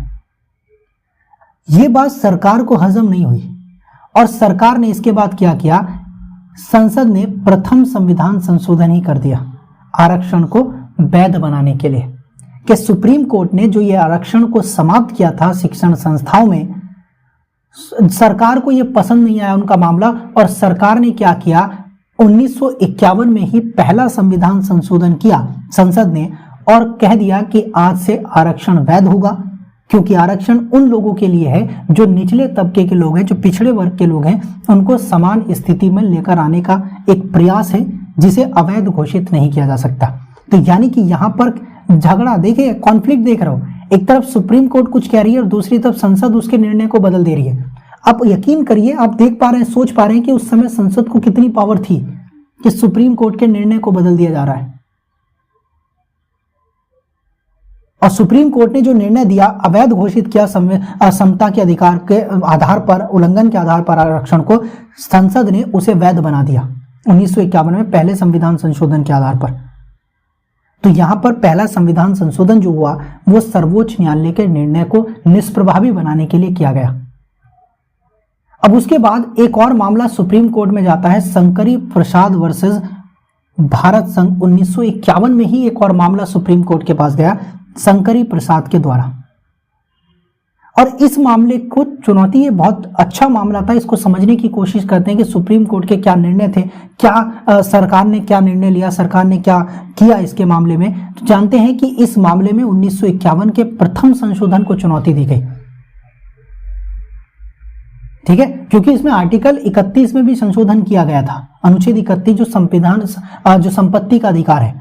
शंकरी प्रसाद ने 1951 का जो प्रथम संशोधन था उसको चुनौती दी सुप्रीम कोर्ट में कि भाई सरकार ऐसा नहीं कर सकती, सरकार किसी के मौलिक अधिकारों में बदलाव नहीं कर सकती, छीन नहीं सकती। और यह बदलाव था आर्टिकल 31 को सीमित करना। यह असंवैधानिक है कि अगर लोगों को राइट टू प्रॉपर्टी का अधिकार है तो लोगों को प्राप्त होना चाहिए, आप उसको सीमित नहीं कर सकते, ठीक है। शंकरी प्रसाद ने तर्क दिया कि अनुच्छेद 13(2) राज्य को किसी विधि बनाने से रोकता है जो मूल अधिकारों को समाप्त या न्यून करे। इन्होंने अपनी याचिका में सरकार को अपनी याचिका में सुप्रीम कोर्ट के समक्ष यह तर्क रखा कि अनुच्छेद 13(2) जो कानून बनाने की बात करता है वो ऐसे अधिकार को या ऐसे कानून बनाने के अधिकार को रोकता है जो मूल अधिकारों को समाप्त कर दे। यानी कि आर्टिकल 13 ये अधिकार देता ही नहीं है कि विधि बनाकर मूल अधिकारों को समाप्त किया जाए या उनको कम किया जाए। ये इन्होंने तर्क दिया, अनुच्छेद 13 का हवाला देते हुए सुप्रीम कोर्ट में एक याचिका दायर कर दी कि अनुच्छेद जो ये प्रथम संशोधन किया गया, फर्स्ट अमेंडमेंट किया गया संविधान में, ये संविधान के अकॉर्डिंग नहीं है, ये असंवैधानिक है, ये अनकॉन्स्टिट्यूशनल है। तो सुप्रीम कोर्ट ने इस पर फैसला चला और सुप्रीम कोर्ट ने निर्धारित किया कि यदि अनुच्छेद 368 का प्रयोग करते हुए संविधान संशोधन किया जाता है तो वो अनुच्छेद 13(2) के अधीन विधि नहीं माना जाएगा। सुप्रीम कोर्ट ने इनके फैसले को, इनके तर्क को बदला और कहा कि सुप्रीम कोर्ट ने निर्धारित किया कि यदि अनुच्छेद 368 का प्रयोग करके संसद संविधान में संशोधन करती है तो वो अनुच्छेद 13(2) के तहत विधि नहीं माना जाएगा, यानी कानून नहीं माना जाएगा। आगे सुप्रीम कोर्ट ने कहा कि संसद अपनी संशोधन शक्ति का प्रयोग करते हुए मूल अधिकारों सहित संविधान के किसी भी भाग में संशोधन कर सकती है, ठीक है। अब क्या देखिए, सुप्रीम कोर्ट का पूरा निर्णय बदल गया है। जो ये तर्क दिया था आर्टिकल 13 जो आच्छादन के सिद्धांत की बात करता है, डॉक्ट्रिन ऑफ एक्लिप्स की बात करता है, ठीक है, तो ये क्या कहता है कि इसमें दो प्रकार की व्यवस्थाएं की गई हैं कि एक तो कानून बनाने की जो व्यवस्था है कि जो संशोधन किया जाएगा क्या वो आम विधि है, क्या वो आम कानून है या अलग है। इस मामले को लेकर अलग अलग चर्चाएं होती रही और सुप्रीम कोर्ट ने इस फैसले में कहा कि अनुच्छेद 368 के तहत जो संविधान संशोधन किया गया है वो आर्टिकल 13(2) का उल्लंघन नहीं है और ना ही इसके तहत वो कानून माना जाएगा या विधि माना जाएगा। और संसद को इतनी शक्ति और प्रदान कर दी कि अगर संसद अपनी संशोधन शक्ति का प्रयोग करते हुए, यानी जो उसे आर्टिकल 368 के तहत प्राप्त हुई है, वो मूल अधिकारों सहित संविधान के किसी भी भाग में संशोधन कर सकती है। ये बात शंकरी प्रसाद वर्सेस भारत संघ मामले में सुप्रीम कोर्ट ने किया। उसके बाद एक और मामला सज्जन सिंह वर्सेस राजस्थान राज्य 1965 में, ये मामला एक और सुप्रीम कोर्ट के समक्ष गया और इस मामले में 17वें संशोधन अधिनियम 1964 की वैधता को शंकरी प्रसाद मामले की तरह चुनौती दी गई, ठीक है। यानी कि शंकरी प्रसाद मामले में प्रथम संविधान संशोधन को चुनौती दी गई थी, लेकिन ये जो सज्जन सिंह मामला था 1965 का, इसमें 1964 में किया गया जो संशोधन था, 17वां संशोधन, उसको चुनौती दी गई। सुप्रीम कोर्ट ने इसमें अपने पूर्व का जो निर्णय था, जो शंकरी प्रसाद मामले में दिया गया निर्णय था, उसको बरकरार रखा। यानी सुप्रीम कोर्ट ने अपने पूर्व के निर्णय को जारी रखते हुए कहा कि अनुच्छेद 368 का प्रयोग करके मूल अधिकारों में संशोधन किया जा सकता है। यानी सुप्रीम कोर्ट ने इस निर्णय को नहीं बदला। ठीक है, सुप्रीम कोर्ट ने अपने निर्णय को बरकरार रखा और कहा कि आर्टिकल 368 का प्रयोग करके संविधान के किसी भी भाग में संशोधन किया जा सकता है, चाहे वो मूल अधिकार ही क्यों ना हो। ठीक है, उसके बाद एक और महत्वपूर्ण मामला गोलकनाथ वर्सेस पंजाब राज्य 1967 का मामला सुप्रीम कोर्ट के समक्ष गया और सुप्रीम कोर्ट ने क्या कहा कि संसद की विधायी और संविधायी शक्तियों के बीच अंतर मानने से इनकार कर दिया कि संसद की जो विधायी शक्ति है और जो संविधायी शक्ति है वो अंतर नहीं है, वो दोनों एक ही हैं। और यह फैसला दिया कि अनुच्छेद 368 के तहत संसद को यह शक्ति नहीं है कि वह मूल अधिकारों को छीन सके या न्यून कर सके। यानी कि संविधायिक शक्ति का मतलब होता है संविधान में संशोधन करने की शक्ति, और विधायी शक्ति यानी कि आम कानून को बनाने की शक्ति। जो इससे पहले सुप्रीम कोर्ट के इसके पहले के फैसलों में कहा गया कि संविधान जो आर्टिकल 13 है, वो आर्टिकल 13 के तहत जो संशोधन शक्ति है, वो संशोधन शक्ति विधायी शक्ति नहीं है संसद की। ठीक है, वो उससे बाहर है। लेकिन गोलकनाथ मामले में सुप्रीम कोर्ट ने विधायी शक्ति और संविधायी शक्ति को अलग कर दिया और कहा कि ये दोनों अलग नहीं है, ये दोनों एक ही हैं। और अगर दोनों एक ही हैं तो ऐसा कोई भी संशोधन जो आर्टिकल 13 का 2 का उल्लंघन करता है वो अविधिमान्य होगा। ठीक है, और यह भी फैसला दिया कि 368 का प्रयोग करते हुए संसद को यह शक्ति नहीं है कि वह मूल अधिकारों को छीन सके या उन्हें कम कर सके या न्यून कर सके। तो यानी कि सुप्रीम कोर्ट ने गोलकनाथ मामले में अपने फैसले को बदला और संसद की संशोधन शक्ति को सीमित कर दिया, मूल अधिकारों को छीनने से मना कर दिया। उसके बाद अनुच्छेद 13(2) का उल्लंघन ना तो सामान्य विधि से किया जा सकता है और ना ही संशोधन विधि से किया जा सकता है। यानी कि इंपॉर्टेंट है आर्टिकल 13(2). इससे पहले के मामले में आर्टिकल 13(2) का उल्लंघन किया जा सकता था संशोधन करने के मामले में, लेकिन गोलकनाथ मामले के आते ही पूरे के पूरी सिचुएशन बदल गई। संसद को अधिकार, संसद के संशोधन अधिकार को लिमिटेशंस लगा दी गई, उस पर उसे सीमित कर दिया गया और ये कह दिया गया कि अनुच्छेद 13(2) का उल्लंघन ना तो सामान्य विधि के द्वारा किया जा सकता है और ना ही संशोधन विधि के द्वारा किया जा सकता है। सुप्रीम कोर्ट ने पहली बार कहा कि संविधान संशोधन विधि संसद की सामान्य विधि के निर्माण जैसी ही है। अनुच्छेद 368 में संशोधन की प्रक्रिया दी गई है, ना कि शक्ति। सुप्रीम कोर्ट ने कहा कि 368 में केवल संशोधन की प्रक्रिया का जिक्र है, इसमें कोई शक्ति नहीं दी गई है। इसमें केवल यह बताया गया है कि किस विधि से संविधान संशोधन किया जाएगा। यह आर्टिकल संसद को शक्ति प्रदान नहीं करता संशोधन करने की, यह सिर्फ बताता है कि संसद संविधान करेगी और इस प्रोसीजर में आकर करेगी। शक्ति नहीं है, कुछ नहीं है। ठीक है, तो यहां पर फैसले को बदला गया और आगे इसी मामले में इंदिरा गांधी ने गोलकनाथ केस के निर्णय को निष्प्रभावी बनाने के लिए 24वां संशोधन किया। यानी कि देखो, संसद की जो शक्ति थी वो लिमिटेड हो गई है ना, यानी कि सीमाएं लगा दी गई सुप्रीम कोर्ट के द्वारा। अब सरकार को थोड़ा सा हटपटाहट तो होगी। तो इंदिरा गांधी ने क्या किया, गोलकनाथ के केस में दिए गए निर्णयों को निष्प्रभावी बनाने के लिए संसद ने 24वें संविधान संशोधन को पारित कर दिया 1971 में और अनुच्छेद 368 का में भाग 1 जोड़ा, जिसमें स्पष्ट कर दिया गया कि संसद को संविधान संशोधन की शक्ति है। ठीक है, तो यहां पर संविधान के 368 आर्टिकल में बदलाव करके, यानी कि आर्टिकल 368 में बदलाव करके इसमें एक नया सेगमेंट जोड़ दिया गया, एक नया भाग जोड़ दिया गया जो संसद को यह शक्ति प्रदान करेगा कि वो संविधान में संशोधन कर सकती है। इससे पहले सुप्रीम कोर्ट का निर्णय क्या था कि आर्टिकल 368 में केवल प्रोसीजर है। ठीक है, क्या है, केवल प्रोसीजर है, उसमें शक्ति नहीं है। तो इंदिरा गांधी जी ने कहा, उनकी सरकार ने कहा, अच्छा ऐसा मामला है, हम इस प्रावधान को ही बदल देंगे और एक नया व्यवस्था जोड़ देंगे। तो सुप्रीम कोर्ट ने आर्टिकल 368 में बदलाव करके एक नया भाग जोड़ा, आर्टिकल 368 का, और जिसमें संसद को संविधान संशोधन की शक्ति प्रदान कर दी। इसी संशोधन के माध्यम से अनुच्छेद 368 का भाग 3 भी जोड़ा गया, जिसमें उल्लेख किया गया कि सामान्य विधि और संशोधन विधि दोनों अलग हैं। ठीक है, 368 में एक भाग 1 जोड़ा गया जिसमें संविधान संशोधन की शक्ति संसद को दी गई, और इसी में भाग 3 भी जोड़ा गया जिसमें यह उल्लेख किया गया कि जो उल्लेखनीय किया गया कि सामान्य विधि और संशोधन विधि दोनों अलग हैं। और ये कहा गया कि आर्टिकल जो 13(2) है वो सामान्य विधि से उसका उल्लंघन नहीं हो सकता, लेकिन संशोधन विधि तो अलग है, उससे तो उल्लंघन हो सकता, उसमें तो कोई मामला है नहीं।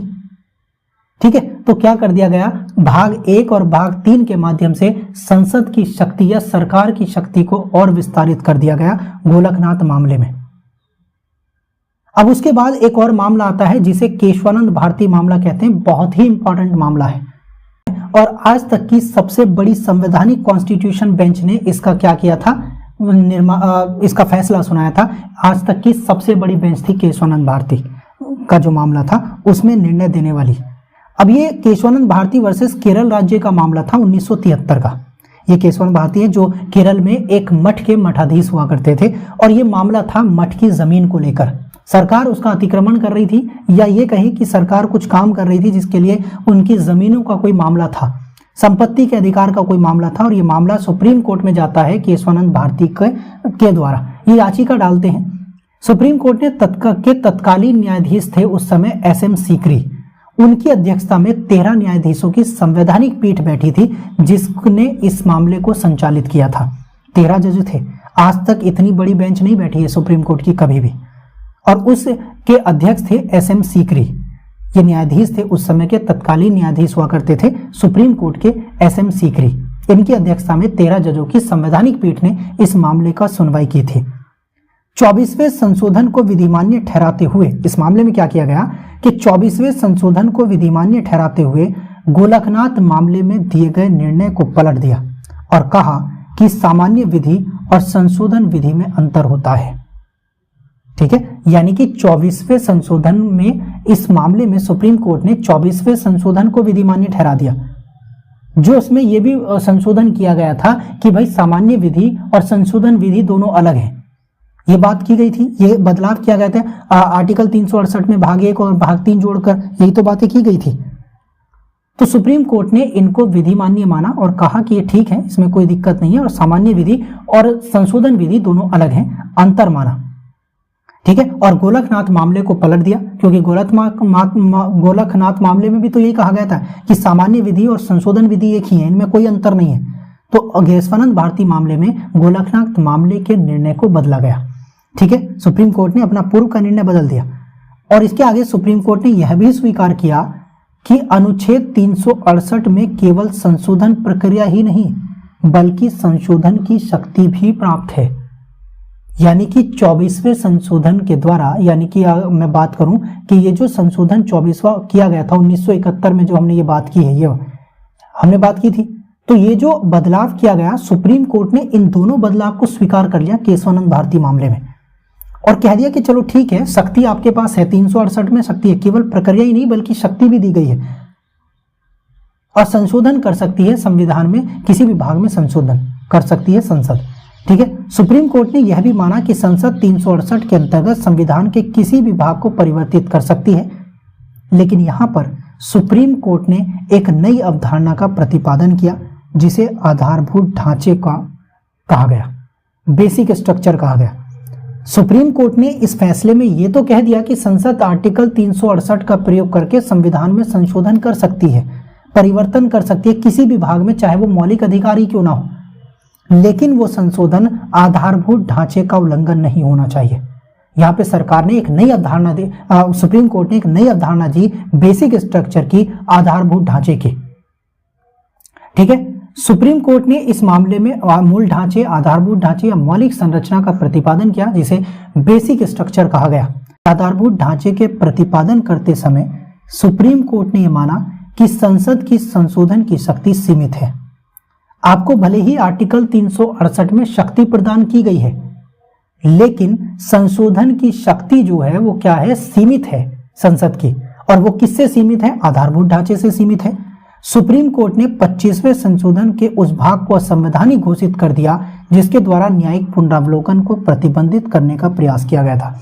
संविधान में 25वां संशोधन जब किया गया तो उसके आधार पर 25वें संशोधन के माध्यम से सुप्रीम कोर्ट को ये लिमिटेशंस लगा दी गई या सुप्रीम कोर्ट से ये अधिकार छीनने की कोशिश की कि संसद अगर कोई बदलाव करती है कानून में या संशोधन में तो उसकी न्यायिक पुनरावलोकन या न्यायिक समीक्षा नहीं की जा सकती, यानी कि जुडिशियल रिव्यू नहीं किया जा सकता, और उसको प्रतिबंधित करने का प्रयास किया गया 25वें संविधान संशोधन के माध्यम से। लेकिन सुप्रीम कोर्ट ने इस प्रस्ताव को या इस बदलाव को और 25वें संशोधन के उस भाग को पूरा का पूरा असंवैधानिक, नॉन कॉन्स्टिट्यूशन या अनकॉन्स्टिट्यूशन मानना किया। कहा कि वह प्रतिबंधित करेगा न्यायिक पुनरावलोकन। संविधान के न्यायिक पुनरावलोकन की शक्ति न्यायपालिका के पास है जो उसके आधारभूत ढांचे में आती है, और आधारभूत ढांचे को बदलना संसद के शक्ति के अधीन नहीं आता। ठीक है, सुप्रीम कोर्ट ने न्यायिक पुनरावलोकन को संविधान का आधारभूत ढांचा माना। अभी बात कर चुके हैं कि न्यायिक पुनरावलोकन की शक्ति संसद जो है वो आधारभूत ढांचे के अधीन आती है। सुप्रीम कोर्ट ने मूल ढांचे को परिभाषित नहीं किया, लेकिन यह कहा कि आधारभूत ढांचे को निर्धारित की शक्ति न्यायालय के पास है। यानी कि उस समय सुप्रीम कोर्ट ने जब आधारभूत ढांचे का प्रतिपादन किया तो सुप्रीम कोर्ट ने क्या किया, ये कहा सुप्रीम कोर्ट ने कि हम अभी तो इसको परिभाषित नहीं कर रहे हैं, लेकिन समय समय के अनुसार जिस तरीके से हमारे सामने मामले आते जाएंगे, परिस्थितियां आती जाएंगी, उसके अकॉर्डिंग हम आधारभूत ढांचे को परिभाषित करते जाएंगे। लेकिन ये बात तय है कि आधारभूत ढांचे के निर्धारण की शक्ति केवल न्यायालय के पास है। आधार कौन सा भाग, कौन सा आर्टिकल भारतीय संविधान का आधारभूत ढांचा होगा, इसका निर्धारण कौन करेगी? न्यायपालिका करेगी, जुडिशरी करेगी। इसके अलावा और भी कोई आधारभूत ढांचे का प्रतिपादन के साथ साथ उसकी को परिभाषित नहीं कर सकती है। ठीक है, आगे इस मामले में कहा गया कि सुप्रीम कोर्ट ने जो ये आधारभूत ढांचे का प्रतिपादन किया था, इसमें कुछ चीजों को शामिल कर लिया है। आधारभूत ढांचे को अभी तक निम्न तत्वों को शामिल किया गया है आधारभूत ढांचे में। पहली तो संविधान की सर्वोच्चता, ठीक है, कि संविधान सबसे सर्वोच्च है और इसको बदला नहीं जा सकता, इसकी सर्वोच्चता को खत्म नहीं किया जा सकता, यह आधारभूत ढांचे के अधीन आती है। शक्तियों का पृथक्करण का सिद्धांत, यानी कि आधारभूत ढांचे में विधायिका, कार्यपालिका, न्यायपालिका की जो शक्तियां हैं उनका पृथक्करण का जो सिद्धांत है वो आधारभूत ढांचे में आता है। संविधान का संघात्मक ढांचा आधारभूत ढांचा है। ठीक है, देश की संप्रभुता आधारभूत ढांचे के अधीन आती है। पंथ निरपेक्षता आधारभूत ढांचे के अधीन आती है और न्यायपालिका की स्वतंत्रता भी आधारभूत ढांचे के अधीन आती है। इसके अलावा और भी बहुत सारी चीजें हैं जो सुप्रीम कोर्ट ने अब तक समय समय पर जैसे जैसे उसके सामने मामले आते गए आधारभूत ढांचे का विस्तार होता चला गया और अभी तक हो ही रहा है। ठीक है, आगे बढ़ते हैं और आगे देखते हैं कि आधारभूत ढांचे को बदलने के सरकार के प्रयास जो किए गए हैं। देखिए, सरकार को यह शक्ति दी गई आर्टिकल 368 के तहत कि भाई संशोधन किया जा सकता है केशवानंद भारती मामले में। सरकार की बात को नहीं टाला। सरकार ने जो 24वां संविधान संशोधन करवाया था उसको भी विधिमान्य मान लिया, लेकिन सुप्रीम कोर्ट ने एक नया आधार बनाया और उस आधार के अनुसार या उसके अनुपालन पर संसद पर प्रतिबंध लगा दिए, यानी सरकार पर प्रतिबंध लगा दिए और कहा कि आधारभूत ढांचा सर्वोपरि है। ऐसा कोई भी उपबंध या ऐसा कोई भी आर्टिकल जो आधारभूत ढांचे के अधीन है, संसद उसे बदल नहीं सकती। ठीक है, तो आधारभूत ढांचे को सरकार ने बदलने का प्रयास किया। सरकार को ये लगा कि जिस प्रकार से हमने पहले निर्णय को बदलने के लिए अलग अलग पहला संविधान संशोधन बनाया, जैसे सबसे पहला 1951 में मामला गया था तो उसको निष्प्रभावी बनाने के लिए सुप्रीम कोर्ट ने प्रथम संशोधन कर दिया, किया क्या नहीं, और उसके प्रभाव को निष्प्रभावी बना दिया। तो सुप्रीम कोर्ट ने केशवानंद भारती के मामले को में आधारभूत ढांचे को ही सबसे महत्वपूर्ण माना और कहा कि यही है जो हमारी शक्तियों को कम कर रहा है। आधारभूत ढांचा, बेसिक स्ट्रक्चर, अगर इसको निष्प्रभावी बना दिया जाए या इसको बदल दिया जाए तो हमारे पास सुप्रीम अथॉरिटी हो जाएगी संविधान को बदलने की। और सरकार ने प्रयास भी किया, संसद ने प्रयास किया। संसद ने, इंदिरा गांधी सरकार ने 42वां संविधान संशोधन करने का प्रयास किया और उसके अनुसार कुछ उपबंध जोड़े। यह सबसे बड़ा संविधान संशोधन था और 42वें संविधान संशोधन को मिनी कॉन्स्टिट्यूशन भी कहा जाता है। यह 1976 में इंदिरा गांधी ने पारित किया और इसके द्वारा निम्न उपबंध जोड़े गए। कौन कौन से उपबंध जोड़े गए कि आर्टिकल 368 में भाग 4 और 5 जोड़े गए। पहले क्या जोड़ा गया था, भाग 1 और 3। अब सुप्रीम कोर्ट के इस फैसले के बाद संसद ने भाग 4 व भाग 5 भी जोड़ दिया आर्टिकल 68 में, जिसके द्वारा इंदिरा गांधी ने संसदीय व्यवस्था को स्थापित करने का प्रयास किया, यानी अपनी मनमानी करने का प्रयास किया और यह तय करने की संवैधानिक व्यवस्था सुप्रीम नहीं है, संसदीय व्यवस्था सुप्रीम है, ऐसा करने का प्रयास किया इंदिरा गांधी ने आर्टिकल 368 में बदलाव करके। न्यायिक पुनरावलोकन को भी सीमित कर दिया और संविधान की शक्ति को निर्बंधित कर दिया, या संविधान की शक्ति पर इसका कोई निर्बंधन नहीं होगा, है ना। पुनरावलोकन का मतलब होता है, मैंने बता चुका हूं कि संविधान का रिव्यू करना, कानून का रिव्यू करना, और संविधान की शक्ति पर भी कोई निर्बंधन नहीं होगा कि संशोधन अगर किया जाए, कि संशोधन की कोई भी, यहां पर संविधान संशोधन की शक्ति है कि संविधान की संशोधन की शक्ति पर किसी प्रकार की कोई लिमिटेशंस नहीं है। संसद जो चाहे, जिस प्रकार का चाहे संशोधन कर सकती है, और जो न्यायपालिका है उसका पुनरावलोकन नहीं कर सकती, उसके न्यायिक या जुडिशियल रिव्यू नहीं कर सकती है। ये प्रतिबंध लगा दिया सुप्रीम कोर्ट पर सरकार ने। संविधान संशोधन को किसी भी न्यायालय में किसी भी आधार पर प्रश्नगत नहीं किया जा सकता। 42वें संविधान संशोधन के माध्यम से आर्टिकल 368 4 और 5 को जोड़े गए। आप देख रहे हैं किस प्रकार का विवाद चल रहा है सुप्रीम कोर्ट और सरकार के बीच में, कि तुम लेकर आओ अपनी शक्ति का इस्तेमाल करो, हम अपनी शक्ति का इस्तेमाल करेंगे। तुम कानून को लिए मना करो, हमारी शक्ति को कम करो, हम आपकी शक्ति को कम कर देंगे। यहाँ शक्ति का प्रदर्शन चल रहा है, ठीक है। 42वें संविधान संशोधन के अनुसार 368 में भाग 4, 5 जोड़े गए और संसदीय व्यवस्था को एस्टैब्लिश करने का प्रयास किया गया। उसके बाद न्यायिक पुनरावलोकन को सीमित कर दिया, संशोधन की शक्ति को भी ये कह दिया कि कोई निर्बंधन नहीं होगा, और यह भी कह दिया कि अगर संसद संविधान में कोई संशोधन करती है तो वो किसी भी न्यायालय में किसी भी आधार पर प्रश्नगत नहीं किया जा सकता, या उसे उस मामले को लेकर अदालत नहीं जाया जा सकता और अदालत उस पर कोई प्रश्न नहीं कर सकती। सरकार ने क्या किया कि सीमाएं लगा दी, किसके ऊपर, सरकार ने क्या किया, सीमाएं लगा दी सुप्रीम कोर्ट के ऊपर कि भाई आप अपनी शक्तियां अपने पास रखो, हमारी शक्तियां हमारे पास हैं। उसके बाद 1980 में एक और मामला सुप्रीम कोर्ट के समक्ष जाता है, मिनर्वा मिल्स मामला भारत संघ के साथ था 1980 में। अब सुप्रीम कोर्ट ने इस मामले में फैसला देते हुए 42वें संशोधन के माध्यम से किए गए कुछ उपबंधों को असंवैधानिक घोषित कर दिया, और सुप्रीम कोर्ट ने यह कहा कि 42वें संशोधन के द्वारा जोड़े गए अनुच्छेद 68 में 368 के भाग 4 में भाग 5 को असंवैधानिक करार दिया, और कहा कि आर्टिकल 368 के भाग 4 व 5 असंवैधानिक हैं और इन्हें संविधान से हटाया जाए। ठीक है, असंवैधानिक करार दिया। भाग 4 व भाग 5 दो मूल ढांचों का उल्लंघन करते थे, जो मूल ढांचे थे, और मूल ढांचे में क्या था, जो संशोधन करने की शक्ति थी वो सीमित यानी लिमिटेड शक्ति थी, इसका उल्लंघन कर रहे थे। और दूसरा, जो न्यायपालिका ने कहा था कि न्यायिक पुनरावलोकन जो होगा वो क्या होगा, संविधान के मूल ढांचे में आएगा, उसका उल्लंघन कर रहे थे। और सुप्रीम कोर्ट ने पहले भी ये कहा था कि हम अभी तो परिभाषित नहीं कर रहे हैं बेसिक स्ट्रक्चर को, लेकिन समय समय पर जैसे ही हमारे पास मामले आते जाएंगे हम क्या करते जाएंगे, इसे बेसिक स्ट्रक्चर को परिभाषित करते जाएंगे। तो सुप्रीम कोर्ट ने वही किया, और 42 में किए गए ये दोनों संशोधनों को क्या कर दिया, अविधिमान्य या असंवैधानिक घोषित कर दिया। और सुप्रीम कोर्ट ने यह भी माना कि अनुच्छेद 31(3) में किया गया संशोधन भी अविधिमान्य है। ठीक है, आर्टिकल 31(3) में जो संशोधन किया गया था वो भी विधिमान्य नहीं होगा, वो भी क्या है, उसको भी संविधान से हटाया जाए, वो भी लोगों के अधिकारों का उल्लंघन करता है, बेसिक स्ट्रक्चर के अगेंस्ट है। अब बात आधारभूत ढांचे की और 9वीं अनुसूची की करते हैं कि इन दोनों में जो विवाद रहा है लगातार, ये क्या रहा है। देखिए, पहली बात तो यह कि जो 9वीं अनुसूची थी, मैं ओवरव्यू दे देता हूं क्या है। 9वीं अनुसूची का निर्माण भूमि सुधार के लिए किया गया था। किसके लिए, भूमि रिफॉर्म यानी कि लैंड रिफॉर्म के लिए किया गया था। ठीक है, और उसको ये भी व्यवस्था थी कि लैंड रिफॉर्म से संबंधित अनुसूची में शामिल जितने भी विषय होंगे वो न्यायिक पुनरावलोकन से बाहर रखे जाएंगे, कि अदालत उनका रिव्यू नहीं कर सकती, जुडिशियल रिव्यू नहीं कर सकती। तो क्या था कि 9वीं अनुसूची का निर्माण भूमि सुधार यानी लैंड रिफॉर्म के लिए किया गया था, और इसे न्यायिक पुनरावलोकन से बाहर रखा गया कि अदालत इनमें शामिल विषयों का किसी भी उपबंध का न्यायिक पुनरावलोकन नहीं कर सकती।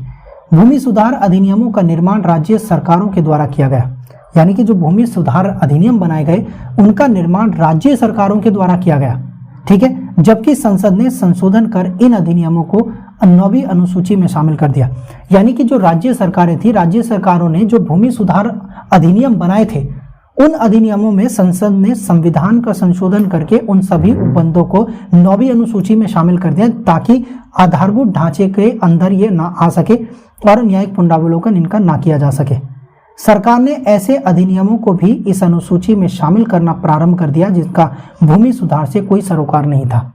यानी कि सरकार की शक्ति जब सीमित कर दी गई और सरकार को सिर्फ एक रास्ता ये लगा कि अगर न्यायिक या पुनरावलोकन से बचना हो तो हमें उन विषयों को 9वीं अनुसूची में शामिल करना होगा, क्योंकि 9वीं अनुसूची का तो जुडिशियल रिव्यू नहीं होता।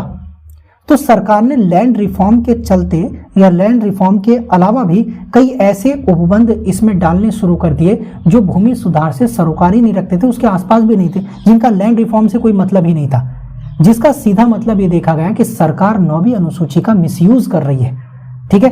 तो उसको लेकर एक और मामला सुप्रीम कोर्ट के समक्ष गया, जिसे वामन राव बनाम भारत संघ मामला कहा गया, वामन राव, ठीक है। इसमें सुप्रीम कोर्ट ने स्पष्ट किया कि 24 अप्रैल 1973, देखिए दोस्तों, ये वो तारीख है जिस तारीख को केशवानंद भारती का फैसला आया था, ठीक है। उस दिन निर्णय सुना गया था 24 अप्रैल 1973 को।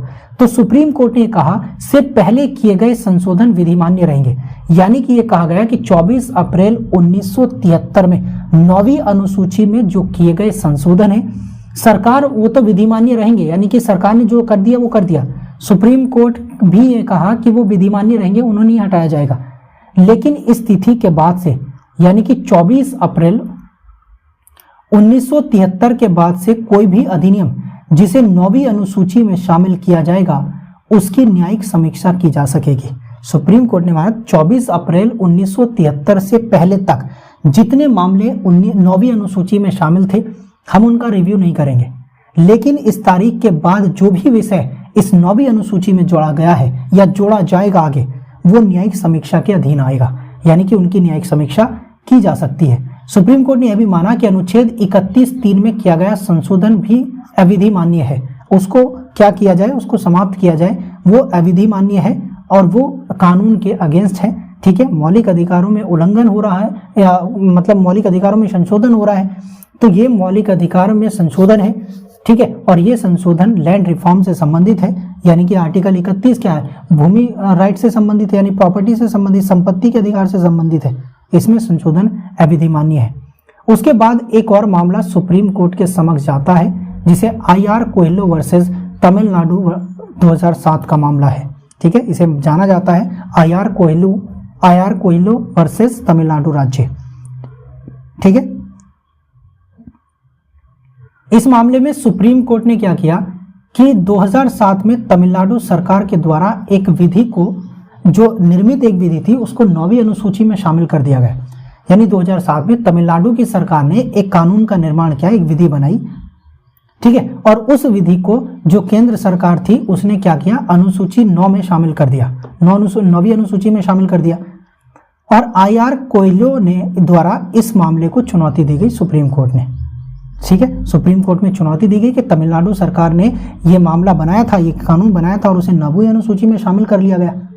तो सुप्रीम कोर्ट ने इस मामले में मूल ढांचे को पुनः समर्थित करते हुए कहा कि 9वीं अनुसूची भी, जो 9वीं अनुसूची है उसका भी न्यायिक पुनरावलोकन किया जा सकता है। इससे पहले के मामले में भी सुप्रीम कोर्ट ने कहा था 24 अप्रैल 1973 से पहले के मामले भले ही जुडिशियल रिव्यू से बाहर हों, लेकिन उस तारीख के बाद के जितने भी मामले होंगे वो जुडिशियल रिव्यू में आएंगे।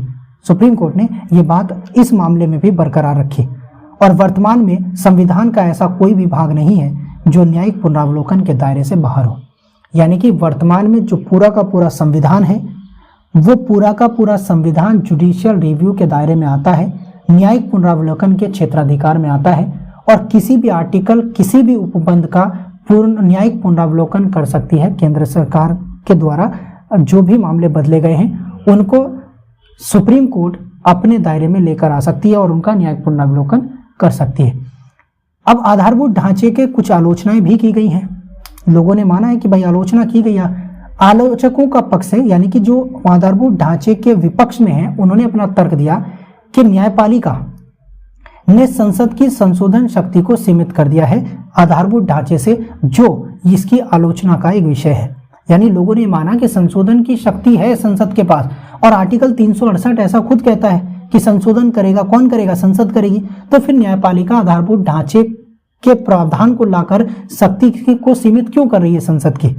ठीक है। दूसरा तर्क दिया गया कि इसके माध्यम से न्यायपालिका संसद की शक्तियों में अतिक्रमण कर रही है अथवा न्यायिक सक्रियता का दृष्टिकोण अपना रही है। यानी कि इसके माध्यम से जो शक्तियां हैं, जो संसद की शक्तियां हैं, उसमें न्यायपालिका हस्तक्षेप कर रही है, इंटरफेयर कर रही है, जो न्यायिक सक्रियता यानी कि जुडिशियल एक्टिविज्म का दृष्टिकोण अपना रही है, व्यू अपना रही है। ठीक है।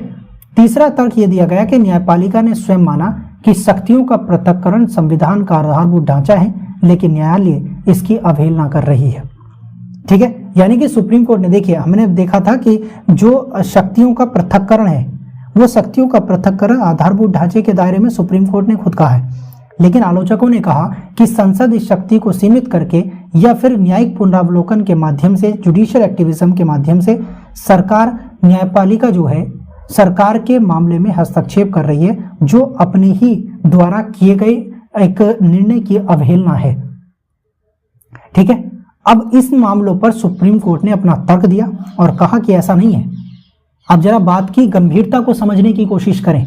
आप समझने की कोशिश करें कि अदालत क्या चाह रही है, संविधान को क्यों बचाना चाह रही है। तो सुप्रीम कोर्ट ने अपना तर्क दिया कि संसद को संविधान संशोधन की शक्ति है, ये माना हमने, लेकिन जनता की इच्छा के नाम पर राजनीतिक हितों से प्रेरित होकर संविधान का संशोधन करना संविधान की मूल भावना के विरुद्ध है।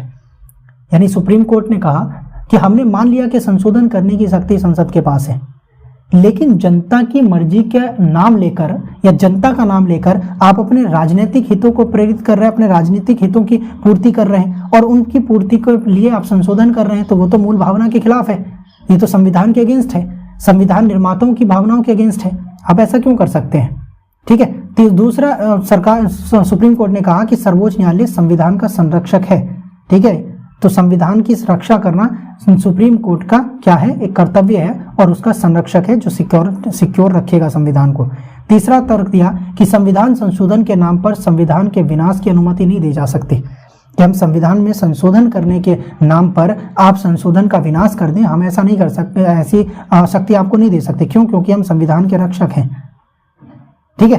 तो ये तो तर्क था, इसीलिए आलोचक मानते हैं कि सुप्रीम कोर्ट गलत कर रही है, जुडिशियल एक्टिविज्म कर रही है। ठीक है। लेकिन अदालत का ऐसा मानना नहीं है, क्योंकि अदालत कहती है कि हमारा क्या है, हम संविधान के रक्षक हैं, संविधान की व्याख्या करना हमारा काम है। ठीक है दोस्तों।